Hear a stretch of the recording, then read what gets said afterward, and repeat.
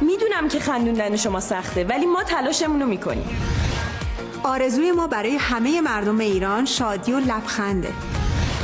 میریم اسامی دوستانی که به تیم ملی لطیفه پیامک زدن رو با هم میشنویم.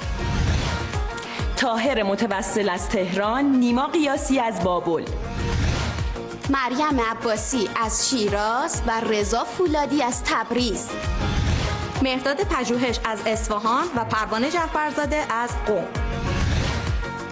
علیرضا گیویان از تهران، صدف کلبادی از ساری، معصومه یوسفی از ساوه، مجید خسروی از تهران، علیرضا پور تجلی از کرج و کتایون قدیری از تهران، علیرضا متقی از املش، مهرداد بیتگلی از بیتگل کاشان. این اسامی کسایی هست که برای ما لطیفه‌های جالب پیامک کردن. شما جز کدوم دسته این؟ اونا که عینک آفتابی میزنن یا اونا که عینک آفتابی میبینن؟ اولین برنده میلیونی به زودی معرفی میشه. فریبا نادری هستم. از بازی من خوشتون اومده توی عینک آفتابی؟ 3-4-0-56 تیم ملی لطیفه. عینک آفتابی هر شب از شبکه نسیم.